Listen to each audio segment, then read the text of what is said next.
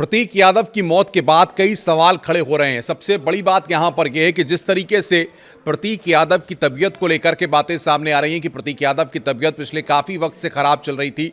इसको लेकर के ये कहा जा रहा है कि उनका मेदांता में या तमाम जगहों पर इलाज चल रहा था। इस तरह की बातें भी निकल कर सामने आ रही हैं। लेकिन जिस तरीके से परिवार के लोगों की तरफ से बयान सामने आए हैं, अखिलेश यादव ने जिस तरीके से बयान दिया है, इसके बाद एक तरफ जांच की मांग भी यहां पर हो रही है।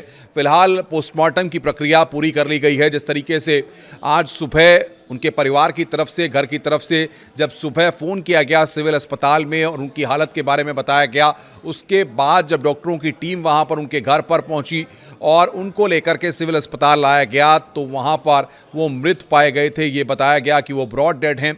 जिसके बाद डॉक्टरों की टीम ने वहां पर जो कागजी कार्रवाई होती है उसको पूरा करने के बाद यहां पर इस पूरी प्रक्रिया में प्रतीक यादव के पार्थिव शरीर को पोस्टमार्टम के लिए भेज दिया। पोस्टमार्टम हाउस में 2 घंटे तक, आपको बता दें कि ये पूरी पोस्टमार्टम की कार्रवाई वहां पर चली है। जिसके बाद पोस्टमार्टम की कार्रवाई को पूरा करने के बाद अब उनके पार्थिव शरीर को उनके घर ले जाया जाएगा, जहां पर प्रतीक यादव के घर पर अपर्णा यादव की मां और तमाम परिवार के लोग वहां पर मौजूद हैं। अब सबसे बड़ी बात यह है कि पोस्टमार्टम रिपोर्ट के बाद ही चीज़ें साफ हो पाएंगी कि आखिर क्या वजह निकलकर सामने आई है, क्या कारण रहे जिसके चलते प्रतीक यादव की मौत हुई है। जिस तरीके से प्रतीक यादव के स्वास्थ्य को लेकर के अखिलेश यादव ने भी एक बात कही कि उन्होंने लगातार स्वास्थ्य को लेकर के प्रतीक यादव को पिछली बार जब उनकी मुलाकात हुई थी तो उसके लिए आश्वस्त किया था। ऐसे में सबसे बड़ी बात यह है कि जिस तरीके से पूरे मामले को लेकर के प्रतीक यादव और अपर्णा यादव के दोनों के बीच में रिश्तों को लेकर पिछले वक्त में जो कड़वाहट देखने को मिली थी, उसके बाद ये अपने आप में काफ़ी महत्वपूर्ण हो जाता है कि आखिर किस तरीके से इन दोनों के बीच में जो रिश्ते थे। क्योंकि अपर्णा यादव इस घटना के वक्त घर से बाहर थी और वो कुछ ही देर पहले लखनऊ पहुंची हैं। ऐसे में ये सबसे बड़ी बात ये है कि क्या परिवार के बीच में कोई अनबन थी या कोई और चीज़ थी जिसको चलते प्रतीक यादव की तबीयत जो ख़राब चल रही थी उसको लेकर के जो परिवार और दोस्तों की तरफ से जो जानकारियां दी गई हैं कि वो 2 महीने से जिम भी नहीं कर रहे थे। इन सारी चीज़ों को लेकर अब कई सवाल यहां पर खड़े हो रहे हैं। बहरहाल पोस्टमार्टम रिपोर्ट के बाद ही ये चीज़ें साफ हो पाएंगी कि आखिर किस तरीके से पूरा घटनाक्रम हुआ है। लेकिन सूत्रों के हवाले से जो जानकारियां यहां पर मिल रही हैं कि प्रतीक यादव के जो बेडरूम था जहां पर वो मृत पाए गए थे, वहां पर आपको बता दें कि उस बेडरूम को फिलहाल पुलिस ने सील कर दिया है।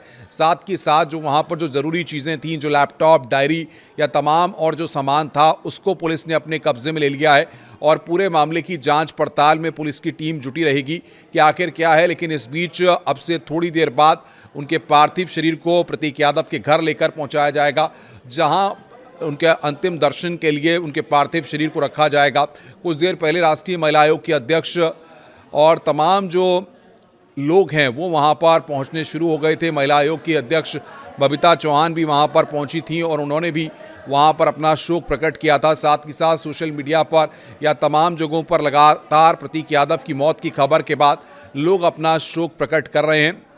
उत्तर प्रदेश के मुख्यमंत्री योगी आदित्यनाथ ने भी अपना शोक प्रकट किया है और साथ ही साथ डिप्टी सीएम ब्रजेश पाठक की बात करें, डिप्टी सीएम केशव प्रसाद मौर्य की बात करें तो उन्होंने भी यहाँ पर अपना शोक प्रकट किया है। और जिस तरीके से तमाम कड़ियाँ यहाँ पर, तमाम जो अनसुलझे सवाल हैं, जो रहस्य है कि आखिर क्या वजह है, क्योंकि इस पूरी मौत को अभी संदिग्ध माना जा रहा है। जब तक पोस्टमार्टम की रिपोर्ट पूरी तरह से सामने नहीं आती है तब तक कुछ भी कहना बड़ा जल्दबाजी होगी कि आखिर क्या वजह इसके पीछे है।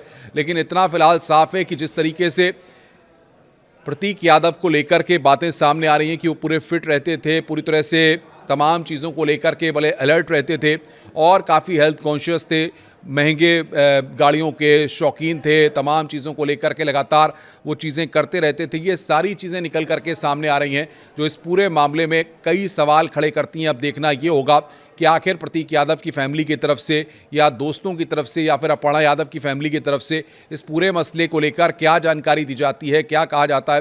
क्योंकि जिस तरीके से सोशल मीडिया प्रोफाइल की अगर बात करें, जो रहने सहने का तरीका, क्योंकि पॉलिटिकल प्रोफाइल प्रतीक यादव की नहीं थी। अपर्णा यादव भले ही भारतीय जनता पार्टी में रही महिला आयोग की उपाध्यक्ष हैं, लेकिन तमाम चीज़ें लेकर के, इसको लेकर के किसी भी तरह से कोई विरोध गतिरोध पॉलिटिकल यहाँ पर देखने को नहीं मिला था। और जिस तरीके से वो प्रोफाइल पर रिएक्ट करते थे या जिस तरीके से तस्वीरें डालते थे, लगता था कि वो चीज़ों को काफ़ी इन्जॉय कर रहे हैं। लेकिन आखिर ऐसा क्या था जिसके चलते प्रतीक यादव जो है बीमार थे या काफ़ी लंबे समय से उनको कोई दिक्कत चल रही थी जिसका वो इलाज कराने के लिए विदेश भी गए थे। अब इन सारी चीज़ों से जल्द ही पर्दा उठ जाएगा।